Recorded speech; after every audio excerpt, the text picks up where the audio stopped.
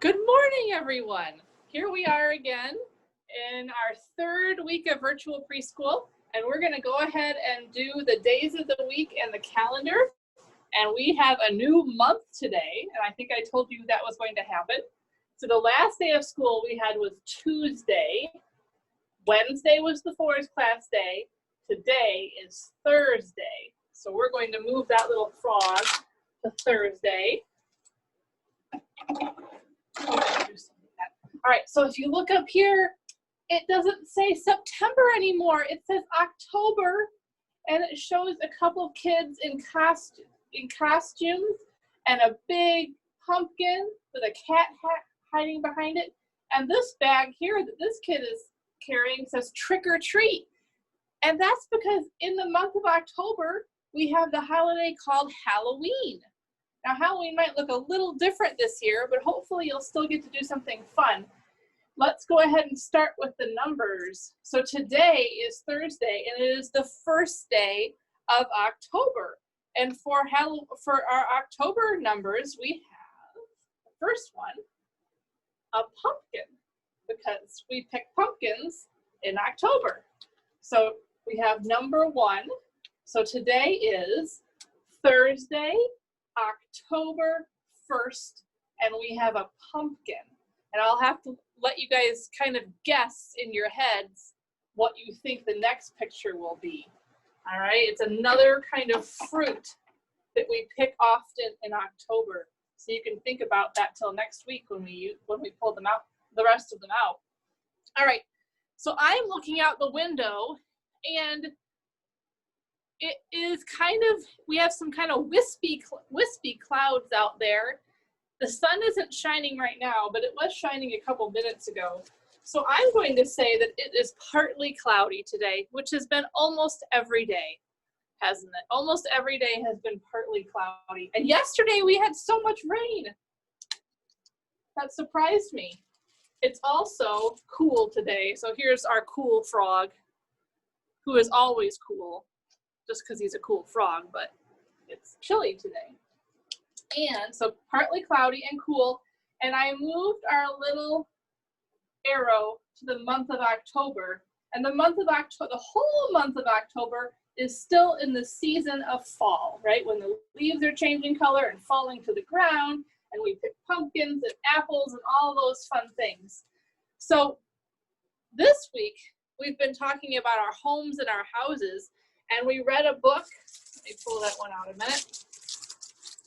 We read this book last time called Where Do You Live? And if you were at small group that day, we talked about some places that we live, our different homes and where we live.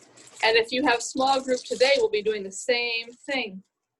So today I have one of my favorite books about homes and houses.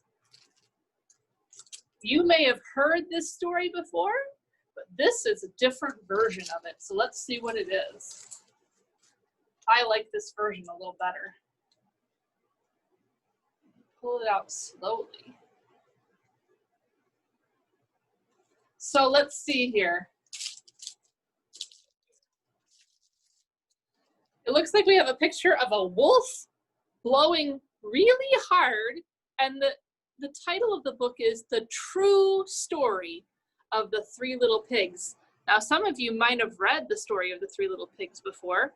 Some of you might have read this one, The True Story of the Three Little Pigs. So if you haven't read this one, you're in for a little bit of a surprise, because this version is a little different than the original. All right, so The True Story of the Three Little Pigs.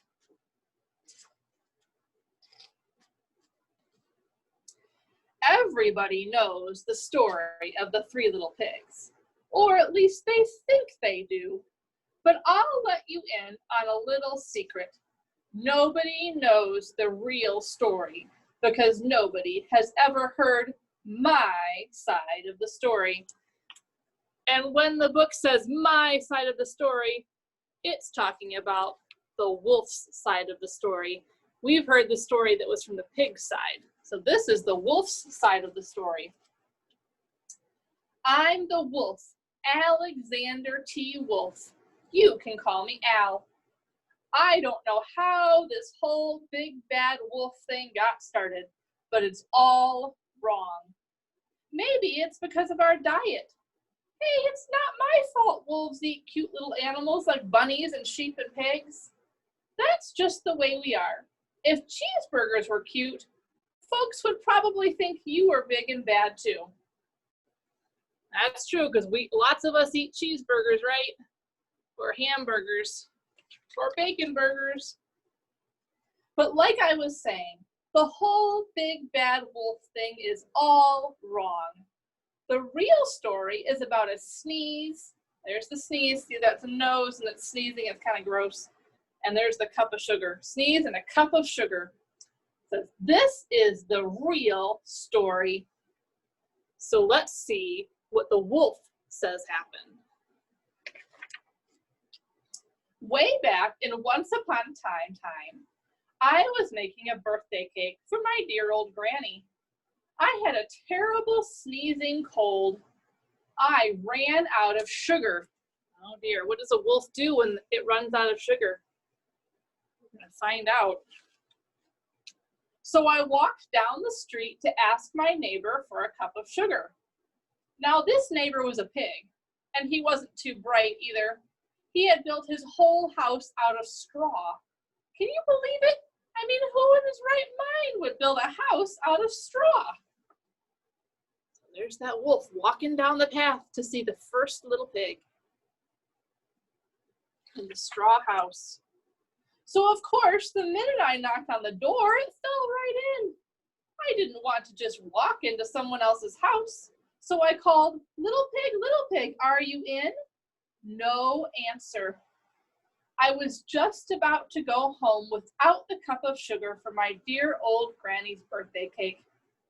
That's when my nose started to itch. I felt a sneeze coming on. Well, I huffed and I snuffed. Now in the original story, it says I huffed. It says that the wolf huffed and he puffed.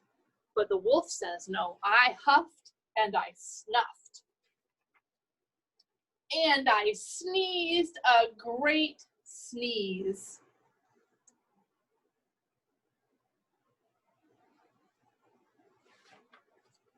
And you know what?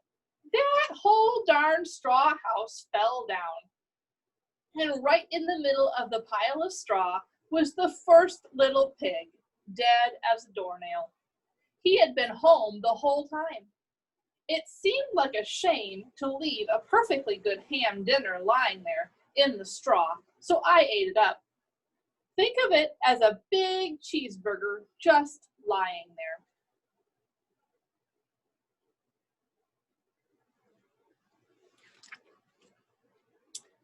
I was feeling a little better, but I still didn't have my cup of sugar.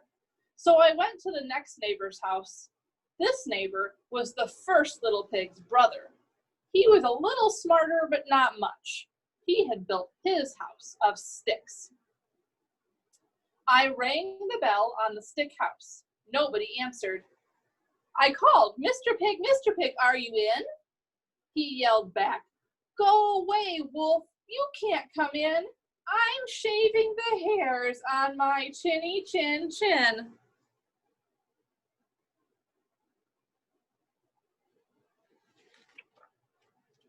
I had just grabbed the doorknob when I felt another sneeze coming on. I huffed and I snuffed and I tried to cover my mouth, but I sneezed a great sneeze. And you're not going to believe it, but this guy's house fell down just like his brother's. When the dust cleared, there was the second little pig, dead as a doornail, wolf's honor.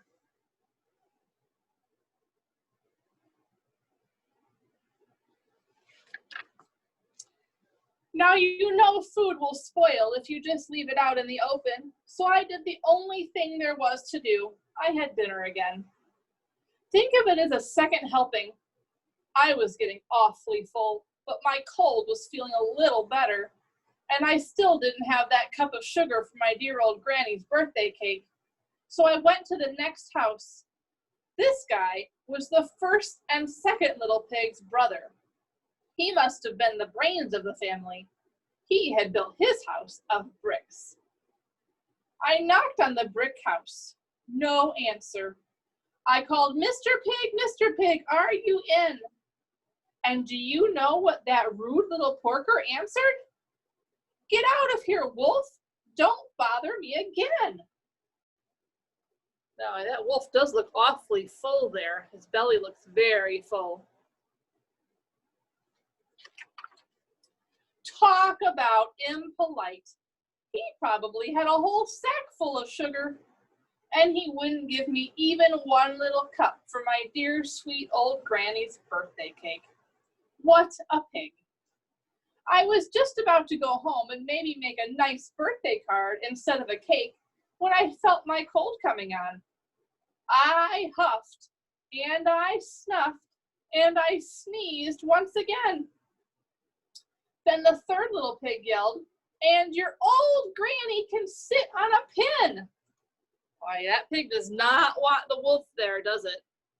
I don't blame him. The last two were killed from the houses getting knocked down from the big sneezes. Now, I'm usually a pretty calm fellow, but when somebody talks about my granny like that, I go a little crazy. When the cops drove up, of course, I was trying to break down this pig's door, and the whole time I was huffing and puffing and sneezing and making a real scene.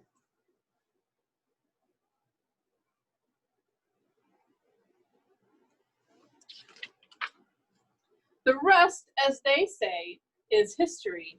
So here's a newspaper, and it says Big Bad Wolf, with a picture of the wolf actually sneezing. The news reporters found out about the two pigs I had for dinner. They figured a sick guy going to borrow a cup of sugar didn't sound very exciting. So they jazzed up the story with all of that huff and puff and blow your house down, and they made me the Big Bad Wolf. That's it, the real story. I was framed.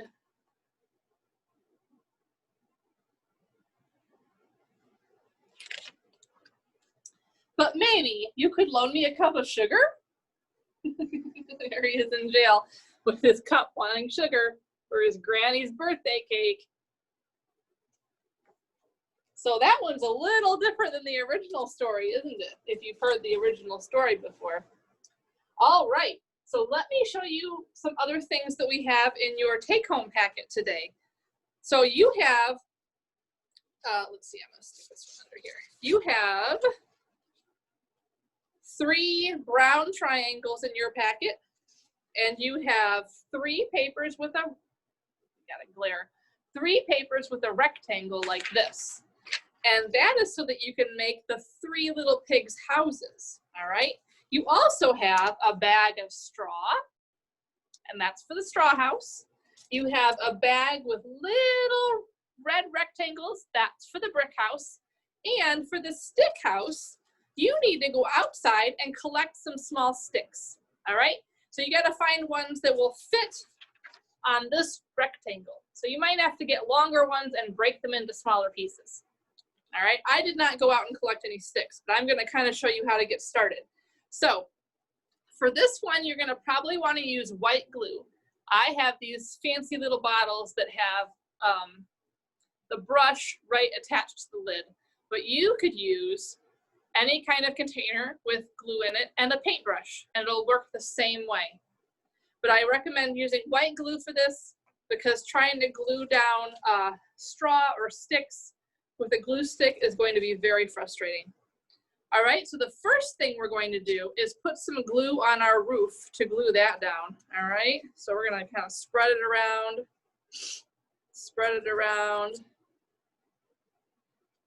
And you see how when I put the glue in, I take it out, I kind of brush it against the side so they don't drip glue everywhere. All right, then I'm going to glue it kind of on top of my rectangle here. And so there we have our first house for the 3 little pigs, all right? So what I'm going to show you the straw house, and I'll let you figure out the other ones by yourselves. All right. So for the straw and for the sticks, you're going to need a lot of glue.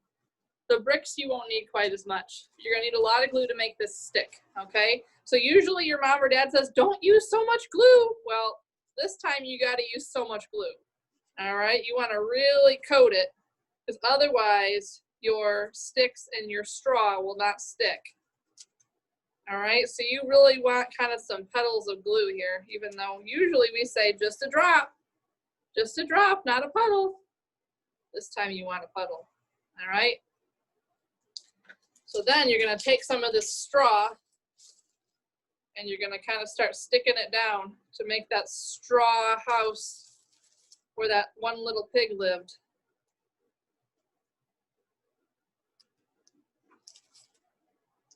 All right, keep sticking as much down as you want. Oof. You'll want to kind of leave it flat until it dries, and you're going to want to probably put more on than I do, but I'm just putting on enough to show you. All right, and then you will do the same thing with your sticks and with your bricks. All right, you'll glue down a roof on top of the rectangle just like this. Then you'll glue your sticks down on one, and you'll glue your bricks down on the other. And then you'll have the straw house, the stick house, and the brick house that were the houses in the Three Little Pigs story. All right. Then we also have a few things to kind of do around your house. The first one is an indoor scavenger hunt. You're going to go with your mom or dad or whoever is there taking care of you and look for the things that are on this paper. There's pictures on this one, and it also says the word, all right? Backpack, coins, books, picture, ball, paper, there's a whole bunch. You're going to look around your house and try to find these things. And every time you find one of them, you're going to check it off, and your mom and dad can show you how to do that, all right? If you don't have all of these things at your house, that's okay, all right? Not everyone has the same things at their house. Some people have different things, all right? And there's another kind of scavenger hunt. This one just has words, and so your mom or dad will have to read it to you. It says, my home, seek and find. And this one is finding room or finding things in your house where you do different things. So one of them is where I keep cold food, or where I keep food cold, where I sleep, where I wash my hands, where I sit to rest, all right? A whole bunch of different places in your house that you would need to find. And your mom and dad can read those to you, and then you can check them off as you find them, okay?